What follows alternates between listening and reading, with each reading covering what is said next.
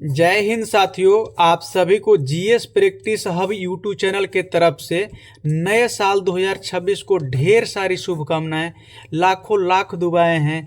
आप हर क्षेत्र में तरक्की करें, जीत आपकी दरवाजे पर आए, ऐसी हमें कामना है।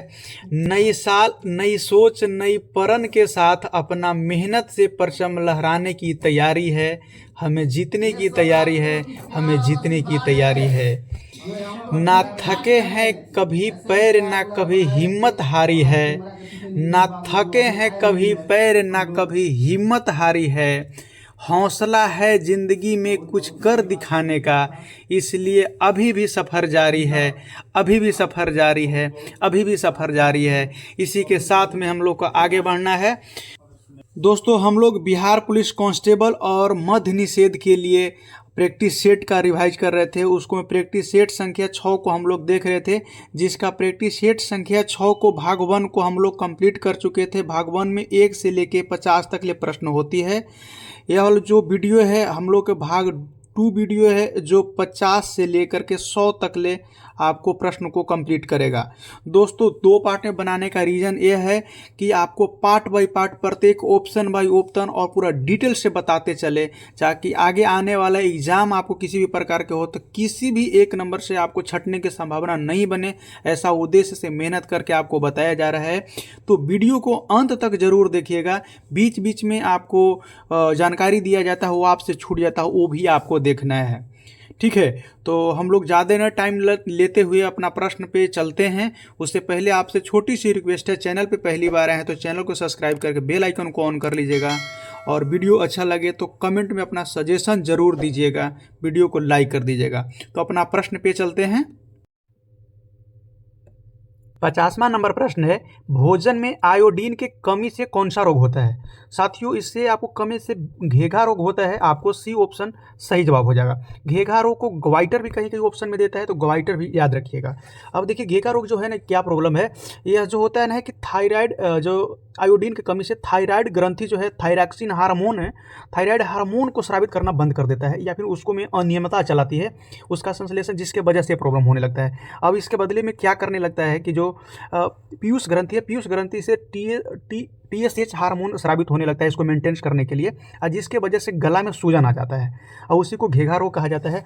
अब जो है आयोडीन का ध्यान रखिएगा, आयोडीन का स्रोत क्या क्या हो सकता है, क्या चीज़ से आयोडीन मिलता है हम लोग का, तो मुख्य रूप से जो है नमक से आयोडीन की प्राप्ति हम लोग का होता है। वही ए ऑप्शन में आपको ध्यान रखिएगा, ए ऑप्शन में दिया गया है रिकेटस। दोस्तों, रिकेटस है ना, रिकेटस बीमारी होने पे शरीर का जो हड्डी है वो कमज़ोर हो जाता है और टेढ़ी मेढ़ी होने लगता है। अब इसको विटामिन रिकेटस है विटामिन डी के कमी के कारण होता है। अब विटामिन डी के कमी के कारण होता है, तो विटामिन डी को पूर्ति है वो किससे किया जा सकता है? तो विटामिन डी की पूर्ति यानी कि स्रोत के तौर पे देखें तो खास करके इसका स्रोत जो है सूर्य का प्रकाश होता है। सूर्य के प्रकाश खास करके मॉर्निंग टाइम वाला, उसमें आपको विटामिन डी की प्राप्ति होती है, और हरी सब्जियां में भी होती है। दूसरा है आपको बी ऑप्शन में अस्कर्बी है।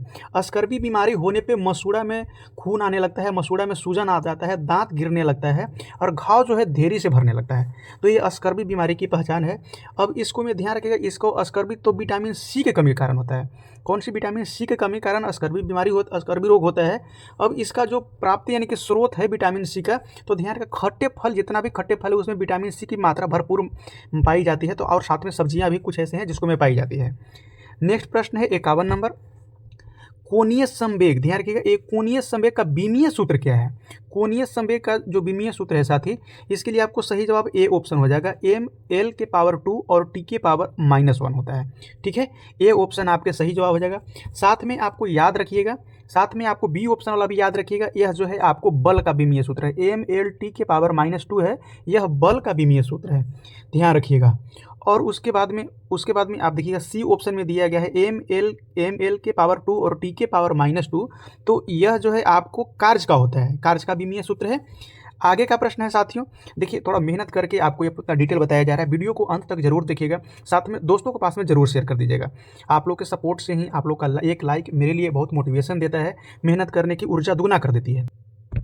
52 नंबर प्रश्न है साथियों, बीसीजी का टीका जो है किस रोग से बचाव के लिए लगाया जाता है? सही जवाब आपको बी ऑप्शन हो जाएगा, क्षय रोग से बचाव के लिए लगाया जाता है। क्षय रोग को टीबी भी कहा जाता है, और एक नाम और है, इसको तपेदिक भी कहा जाता है। ये तीनों नाम याद रखिएगा, एग्जाम की दृष्टि से तीनों बहुत महत्वपूर्ण है, अलग अलग नाम अलग अलग एग्जाम में देता है। ठीक है, अब इसके लिए बीसीजी का टीका लगाया जाता है। अब यह कौन सा वायरस से होता है, ध्यान रखिएगा। टीबी जो है आपको माइकोबैक्टीरियम ट्यूबरकुलोसिस नामक वायरस से होता है, और इसको प्रभावित होने वाला अंग है, वो फेफड़ा को प्रभावित कर देता है। पोलियो है, पोलियो के लिए यह शरीर में शरीर को जो नस है वो टेढ़ा मेढ़ा कर देता है, और शरीर का अंग है वो काम करना बंद कर देता है। एक साइड का अंग काम करना बंद कर देता है, जिस तरह पोलियो मारता है, जिस साइड में पोलियो मारता है। इसको लिए पोलियो का टीका ही लगाया जाता है, बच्चों में भी लगाया जाता है ताकि आगे ना हो। देखिए सी ऑप्शन में डिप्थीरिया, सी ऑप्शन में डिप्थीरिया है, इसके लिए डीटीपी लगाया जाता है, ध्यान रखिएगा। डीटीपी टीका लगाया जाता है। इस डीटीपी का मतलब हो कि डी फॉर डिप्थीरिया के लिए, और पी फॉर जो, ध्यान रखिएगा, पी फॉर है ना, पी फॉर है परटूसिस के लिए, और टी फोर है टिटनेस के लिए।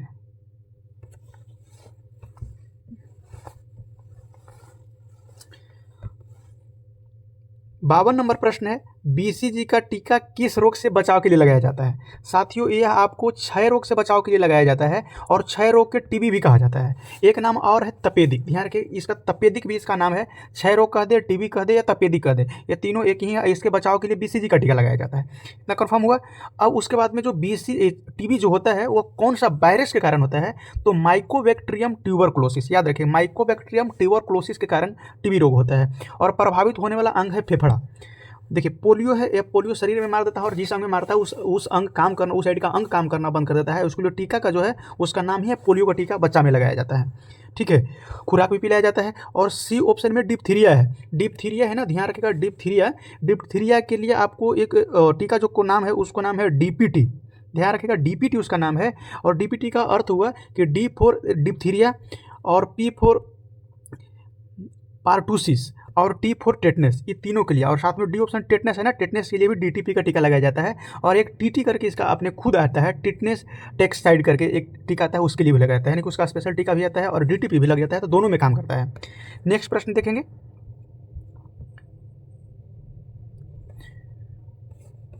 53 नंबर प्रश्न है साथियों, आपको साइट नहीं दिखा रहा हो, साफ नहीं दिखा रहा हो तो आप ध्यान, टेंशन लेने की बात नहीं है, हम आपको पढ़ के बता देंगे, वो समझ लीजिएगा।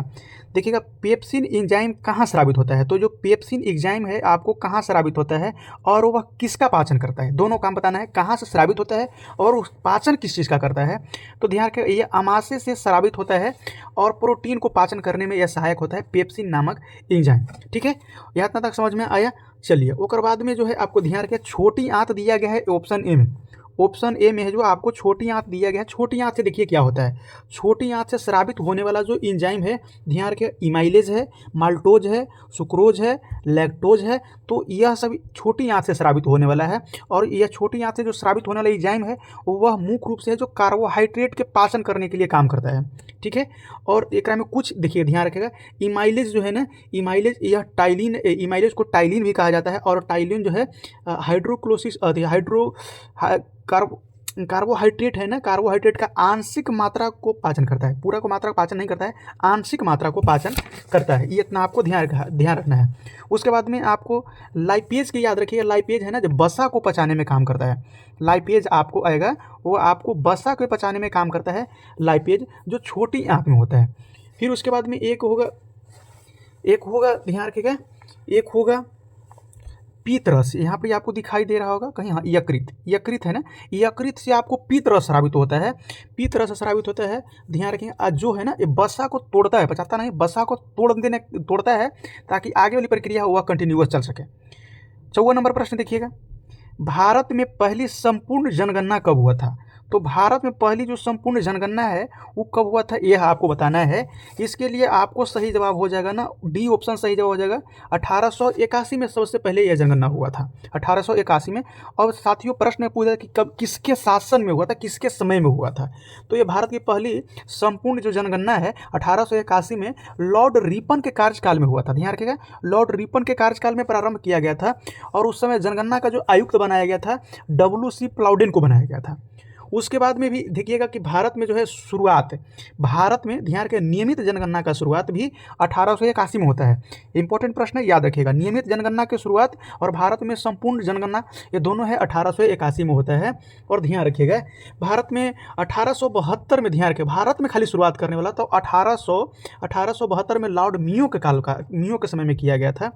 अब प्रश्न पूछ देगा कि संपूर्ण भारत का पहली जनगणना कब हुआ था, सॉरी स्वतंत्र भारत का अगर पूछ देगा तो आपको यहाँ फंस जाइएगा। तो स्वतंत्र भारत को पूछेगा पहली जनगणना तो 1951 में हुआ था, आज़ादी के बाद में। और उस समय इसका जो आयुक्त थे तो R.A. गोपालास्वामी थे। उस समय आयुक्त कौन थे? R.A. गोपालास्वामी थे। फिर उसके बाद में दशकीय जनगणना की शुरुआत कहाँ से हुआ और कब हुआ? तो दशकीय यानी कि प्रत्येक 10 वर्ष के बाद में है जनगणना कराया जाता। तो यह इसका जो शुरुआत है आपको 1790 से अमेरिका से हुआ था। नेक्स्ट प्रश्न आपको 55 नंबर साथियों। भारत में रेडियो प्रसारण 1923 में खालिस्तान द्वारा शुरू किया गया था। तो रेडियो का प्रसारण है वह किसके द्वारा शुरू किया गया था, या वह पहला संस्थान का नाम क्या था, यह भी कह सकते हैं। तो बी ऑप्शन सही जवाब हो जाएगा। रेडियो क्लब ऑफ बम्बे के द्वारा भारत में रेडियो प्रसारण 1923 में पहला बार किया गया था। समझ में आया? क्लियर है? चलिए अब इससे कुछ और इंपॉर्टेंट जानते हैं। आगे की प्रश्न एग्जाम में क्या पूछ सकता है, तो पूछेगा कि इसको जो रेडियो क्लब ऑफ बम्बे है इसको नाम बदल करके आकाशवाणी नाम रखा गया। ध्यान रखिएगा, इसको नाम बदल करके ऑल इंडिया रेडियो रखा गया था। और ऑल इंडिया रेडियो का नाम को जो पुकारू नाम है आकाशवाणी भी कहा गया है, रखा गया था। तो 1936 में नाम बदल करके इसको नाम बदल करके ऑल इंडिया रेडियो किया गया। और 1957 में है जी इसको नाम पुकारने योग्य आकाशवाणी कर दिया गया। कंप्लीट है?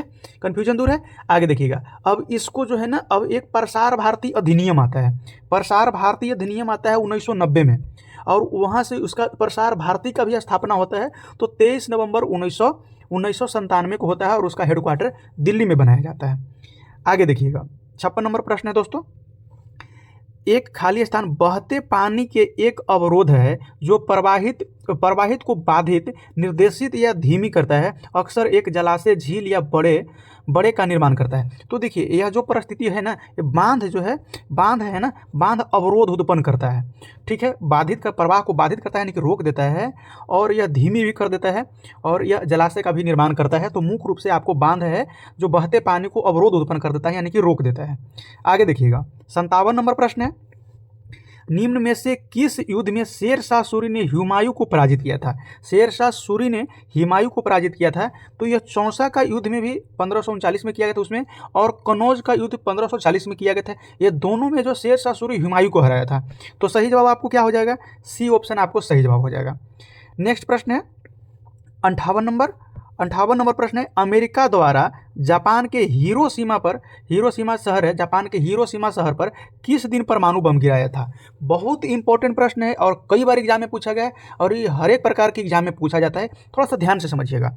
सबसे पहले कि इसका सही जवाब बता दूं मैं, तो इसका सही जवाब है 6 अगस्त 1945 को गिराया गया था, और इसके लिए आपको सी ऑप्शन सही जवाब हो जाएगा। ठीक है, अब देखिए इसको जो ये अमेरिका के द्वारा गिराया गया था, हिरोशिमा पर जो 6 अगस्त 1945 को बम गिराया गया था, इसका नाम पूछ देता है कभी कभी, तो इसका नाम था लिटिल बॉय।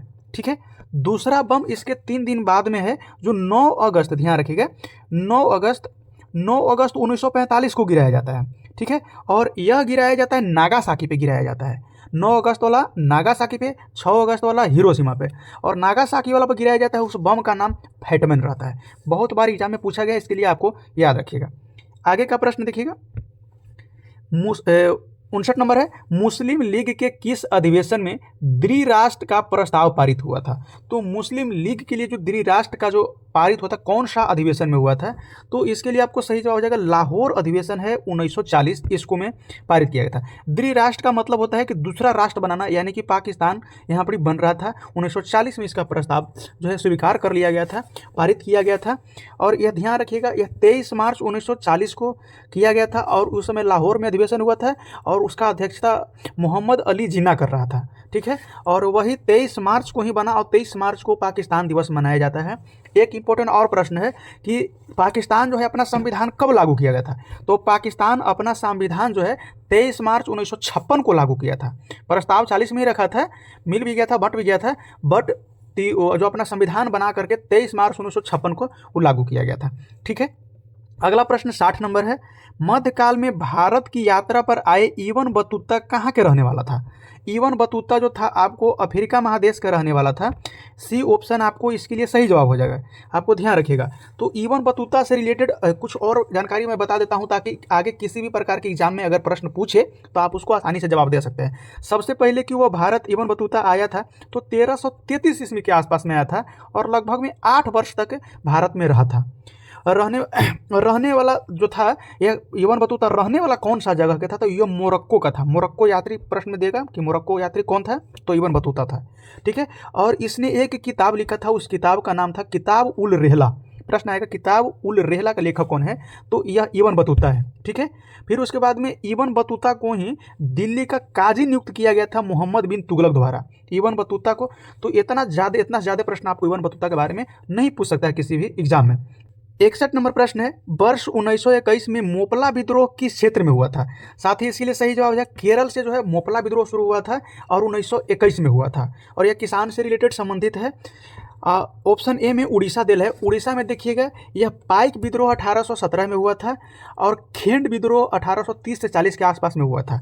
पंजाब में देखिएगा पंजाब से क्या रिलेटेड है, तो पंजाब में ध्यान रखिएगा प्रथम और द्वितीय आंग्ल सिख युद्ध है 1945 से 1949 तक हुआ था और जालियांवाला बाग हत्याकांड है वह भी पंजाब के अमृतसर 1919 में घटा था। ठीक है, और उसके बाद बिहार से याद रखिएगा, तो बिहार से आपको याद रखिए चंपारण सत्याग्रह को याद रखिएगा 1917 में और महात्मा गांधी जी के प्रथम सत्याग्रह यहीं से शुरू हुआ था। 62 नंबर प्रश्न है, बिहार बजट 2025 से 26 के कुल बजट कितना दर्शाया गया है? साथियों इसके लिए आपको सही जवाब हो जाएगा ए ऑप्शन सही जवाब हो जाएगा, यानी कि 3,16,895 करोड़ रुपया यह दर्शाया गया है 2025-26 के बजट के लिए। ठीक है, उसके बाद में 63 नंबर प्रश्न है, भारत में सर्वप्रथम राष्ट्रीय आय का आकलन निम्नलिखित में से किसके द्वारा किया गया था? राष्ट्रीय बहुत इंपॉर्टेंट प्रश्न है, ये बहुत दरोगा के एग्जाम में भी पूछा गया है, बिहार पुलिस के एग्जाम में भी पूछा गया है और कई सारे ग्रुप डी के भी एग्जाम में पूछा गया है, तो इसको ध्यान से देखिएगा, थोड़ा डिटेल से इसको समझिएगा। तो इसके लिए आपको ध्यान रखिएगा, सबसे पहले इसका सही जवाब देखते हैं, तो सी ऑप्शन सही जवाब हो जाएगा, दादा भाई नौरोजी को दिया जाता है। दादा भाई नौरोजी से रिलेटेड अगर और कुछ जानकारी हम लोग ग्रहण कर रहे हैं तो देखिए, सबसे पहले है कि भारत में राष्ट्रीय आय का आकलन दादा भाई नौरोजी ने करना शुरू किए थे और यह कब किए थे? 1867-68 में। ये भी डेट भी याद रखिए, कभी कभी डेट पूछ देता है। 1867-68 में उस समय जो है दादा भाई नौरोजी ने प्रति व्यक्ति आय का आकलन किया था कि सालाना 20 रुपया आपको प्रति व्यक्ति आय आकलन करके बताए थे। दादा भाई नौरोजी का एक बुक है, वह भी आता है poverty and un British rule in India, इनका एक बुक है, बहुत प्रसिद्ध है, यह भी प्रश्न में आता है। और दादा भाई नौरोजी ने 2 सिद्धांत दिया था, धन निकास का सिद्धांत, ठीक, और उसके बाद में उसको कभी भाषा चेंज करके देता है तो धन वही गमन, ध्यान रखिएगा, धन वही गमन सिद्धांत का भी तो नाम वही धन निष्कासन या धन वही गमन, दोनों एक ही चीज़ के लिए, केवल शब्द चेंज कर देता है कन्फ्यूजन करने के लिए। ठीक है, तो आपको इतना कंप्लीट हुआ। उसके बाद में भी अगर आप देखें तो भारत के राष्ट्रीय आय का जो आकलन है वैज्ञानिक तौर पे करने वाला, ध्यान रखिएगा वैज्ञानिक तौर पे करने वाला, तो ये ऑप्शन में जो दिए गए हैं VKRC राव, यह 1931 से 32 में वैज्ञानिक तौर पे इसका आकलन करके बताए थे। 64 नंबर प्रश्न है, राष्ट्रीय खाद्य सुरक्षा मिशन का शुभारंभ कब हुआ था? तो खाद्य सुरक्षा मिशन का शुभारंभ 2007 से शुरू किया गया था, यह आपको ध्यान रखना है। 65 नंबर प्रश्न है, यह भी इंपॉर्टेंट प्रश्न है, अमर्त्य सेन को किस वर्ष अर्थशास्त्र का नोबेल पुरस्कार मिला था? तो अर्थशास्त्र का नोबेल पुरस्कार है उनको 1998 में दिया गया था साथियों। और इनसे रिलेटेड कुछ अगर पॉइंट जाने तो इनको नोबेल पुरस्कार तो आपने देखे कि 1998 में दिया गया था और यह दिया गया था कल्याणकारी अर्थव्यवस्था के लिए, कल्याणकारी अर्थव्यवस्था के लिए दिया गया था।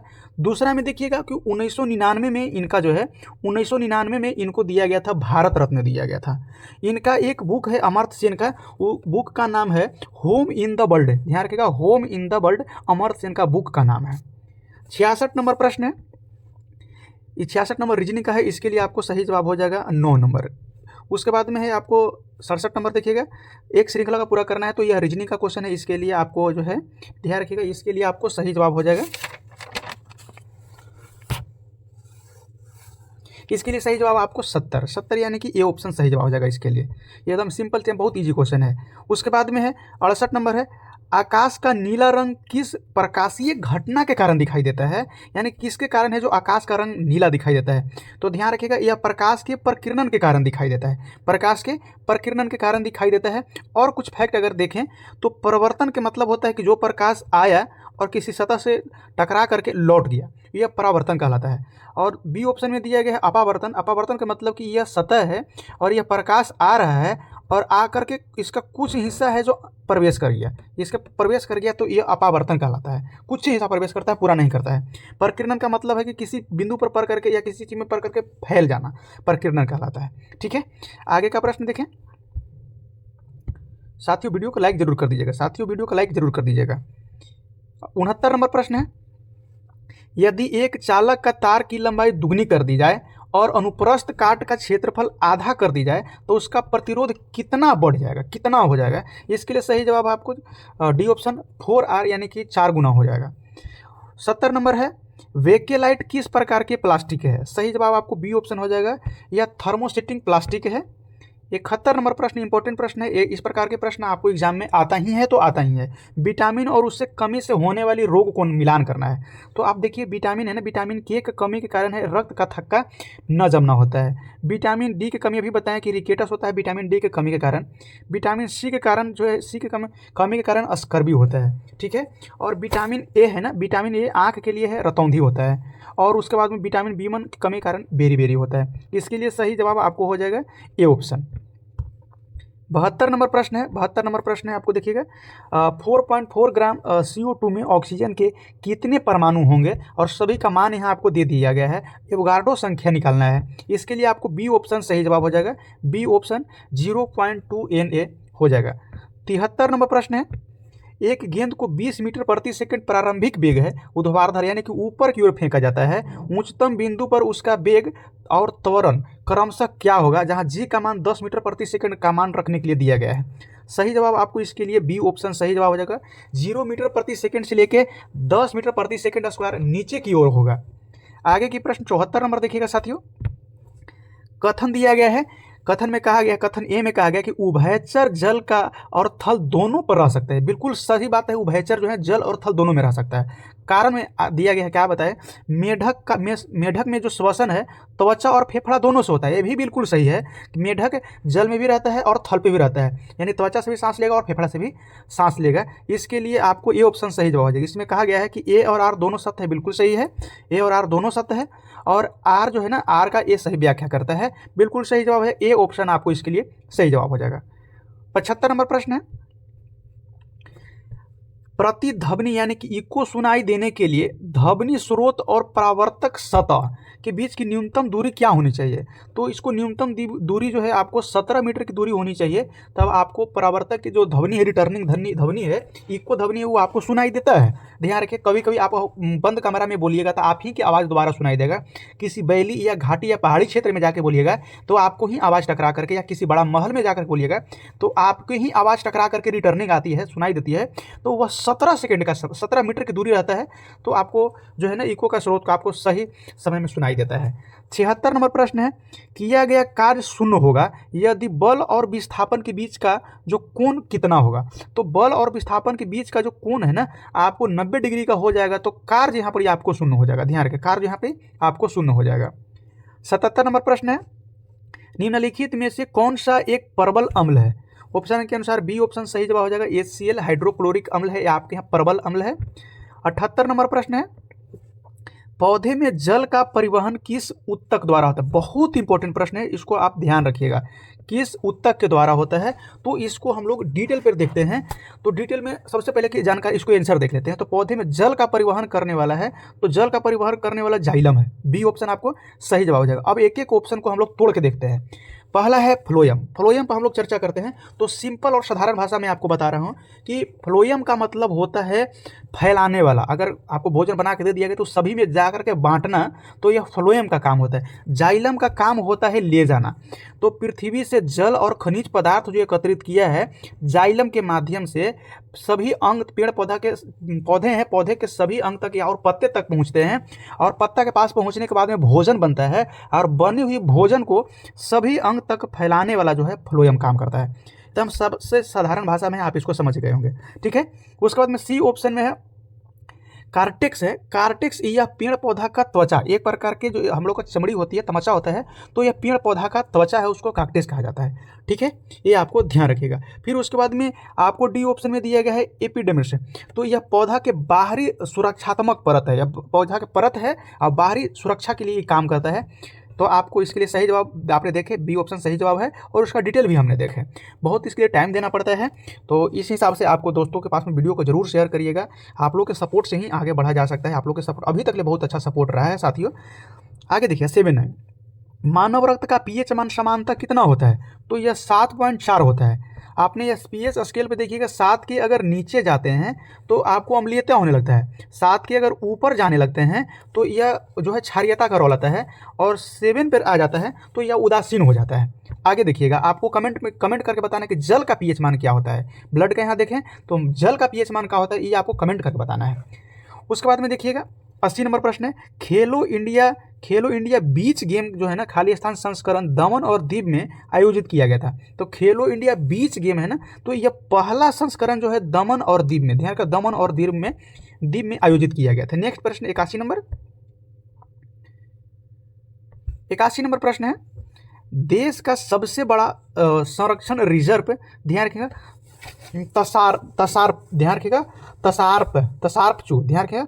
तसार्प चू किस राज्य में स्थित है? सही जवाब आपको इसके लिए हो जाएगा हिमाचल प्रदेश। ए ऑप्शन आपको इसके लिए सही जवाब हो जाएगा। ध्यान रखेंगे इसको। आपको देखेंगे हिमाचल प्रदेश में कुछ और रिजर्व हैं, उनको जैसे देखेंगे, जैसे great Himalaya national park Kullu घाटी में है, यह भी आपको जो है आपको हिमाचल प्रदेश में ही है। एक पिन वैली नेशनल पार्क है, यह ध्यान लाहौल स्पीति जो है उसके बीच में है, तो यह पिन वैली, यह भी हिमाचल प्रदेश में ही है। एक है इंद्रकिला नेशनल पार्क, यह कुल्लू घाटी में स्थित है। तो यह तीनों आपको याद रखना है, तीनों इंपॉर्टेंट है, अलग अलग एग्जाम में अलग अलग तरीका से पूछ देता है। आंध्र प्रदेश बी ऑप्शन में दिया गया है। आंध्र प्रदेश में नागार्जुन सागर श्रीशैलम टाइगर रिजर्व है। उसके बाद में श्री वेंकटेश्वर, आंध्र प्रदेश में श्री वेंकटेश्वर नेशनल पार्क भी है, वो भी आंध्र प्रदेश में ही भी है। और राजीव गांधी नेशनल पार्क रामेश्वर में, यह भी आंध्र प्रदेश में भी है। आपको कमेंट करके बताना है कि पटना में कौन सा जो है पटना जू का नाम किसके नाम पे रखा गया है, ये आपको कमेंट करके बताना है। ठीक है, उत्तराखंड डी ऑप्शन में दिया गया है, तो इसके लिए याद रखिए जिम कार्बेट टाइगर रिजर्व है, यह उत्तराखंड में है। फिर राजाजी टाइगर रिजर्व है, यह भी उत्तराखंड में है। और नंदा देवी बायोस्फीयर रिजर्व है, यह भी आपको उत्तराखंड में है। तो यह उत्तराखंड वाला बहुत इंपॉर्टेंट है, इसको आपको नोट कर लेना चाहिए। ठीक है, आगे के प्रश्न 82 नंबर है दोस्तों। 82 नंबर में है, भारत और समुद्री महासागरों में प्लास्टिक के कचरे से उत्पन्न होने वाला प्रदूषण से निपटने के लिए शोध परियोजना शुरू किया गया है। तो यह भारत और यूरोपीय संघ है ना, इसके बीच में जो है महासागर में प्लास्टिक के कचरे से जो उत्पन्न हो रही प्रदूषण, उसको नियंत्रण करने के लिए शोध शुरू किया गया है। तो इसके लिए आपको ये ध्यान रखिएगा। ठीक है, आगे का प्रश्न है 83 नंबर, भारतीय विदेशी सेवा आधिकारिक अनुराग भूषण को किस देश के राजदूत नियुक्त किया गया है? तो यह स्वीडन को नियुक्त किया गया है। डी ऑप्शन सही जवाब हो जाएगा साथियों। 84 नंबर प्रश्न है, अंतर्राष्ट्रीय मुद्रा कोष यानी IMF द्वारा पाकिस्तान को सम्मुख अगली किस्त के लिए कितनी नई शर्तें रखी हैं? तो 11 को नई शर्त रखे हैं। बी ऑप्शन सही जवाब हो जाएगा इसके लिए। 85 नंबर प्रश्न है, सर्वप्रथम भारत की यात्रा की थी। सर्वप्रथम दिए गए ऑप्शन में जो मेगास्थनीज है, ध्यान रखिएगा, मेगास्थनीज है चंद्रगुप्त द्वितीय के दरबार में आया था, यह सबसे पहले भारत में यात्रा किया था। ठीक है, होनसांग जो है चीनी यात्री है। 86 नंबर है, पटना में गोल घर का निर्माण किस वर्ष हुआ था? तो गोल घर का निर्माण है, आपको यह प्रश्न पूछा गया है बिहार पुलिस में, ध्यान रखिएगा, यह 1786 में है। उसके बाद में 87 नंबर प्रश्न है साथियों, परावैंगिक किरणें से रक्षा करने वाला परत कौन सा जो है परत है, परावैंगिक किरणें से हम लोग को रक्षा करता है? तो ओजोन परत है, इसको आपको स्ट्रेटोस्फीयर भी कहा जाता है।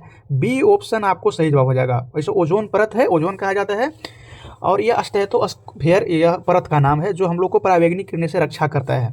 ठीक है, आगे है 88 नंबर प्रश्न है, एस आकार का महासागरीय कटक है? तो एस आकार के जो महासागरीय कटक है मध्य अटलांटिक कटक में यह स्थित है। 89 नंबर है, निम्न श्रेणी में से कौन सी पश्चिमी घाट का भाग नहीं है दोस्तों? तो यह कामेत पर्वत जो है, कामेत, यह पश्चिमी घाट का भाग नहीं है। डी ऑप्शन आपको इसके लिए सही जवाब हो जाएगा।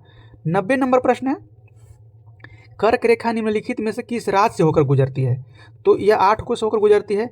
ये प्रश्न के अनुसार ये ऑप्शन आपको सही जवाब हो जाएगा, जिसमें झारखंड, मध्य प्रदेश, त्रिपुरा ये सबसे होकर के गुजरती है।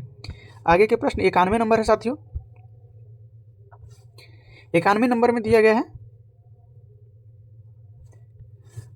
किस राज्य में जेमू ग्लेशियर अवस्थित है? याद रखिएगा, शायद पता नहीं लग रहा होगा साफ, लेकिन किस राज्य में जेमू ग्लेशियर स्थित है? तो जेमू ग्लेशियर जो है आपको सिक्किम में स्थित है। ए ऑप्शन इस प्रश्न के लिए आपको सही जवाब है। 92 नंबर प्रश्न है, भारत की कौन सी नदी हीराकुंड बांध से संबंधित है? हीराकुंड बांध जो है महानदी पे है। बी ऑप्शन सही जवाब हो जाएगा 92 नंबर प्रश्न के लिए। 93 नंबर प्रश्न है, निम्नलिखित में से कौन सा जलवायु को प्रभावित करने वाला कारक नहीं है? तो मिट्टी की उर्वरता है, यह जलवायु परिवर्तन से कोई रिलेटेड नहीं है, कुछ लेना देना नहीं है। सी ऑप्शन आपको सही जवाब हो जाएगा। बाकी सभी जो महासागरीय धाराएं, ऊंचाई और समुद्र से दूरी की सीमा जो है, यह जलवायु परिवर्तन का कारक बनता है, लेकिन मिट्टी की उर्वरता जलवायु परिवर्तन में कोई कारण बनने के योग नहीं है, नहीं बनता है। 94 नंबर है, 1946 में भारत आए कैबिनेट मिशन में कितने सदस्य थे? बहुत इंपॉर्टेंट प्रश्न है, यह आपको कई बार एग्जाम में पूछा गया है। तो यह 3 गो है। क्या है?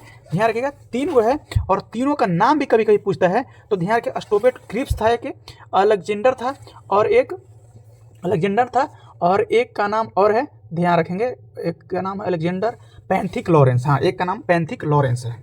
आगे देखिएगा, 95 नंबर है, निम्नलिखित में से क्या भारत के नागरिक बनने के लिए आवश्यक तत्व नहीं है?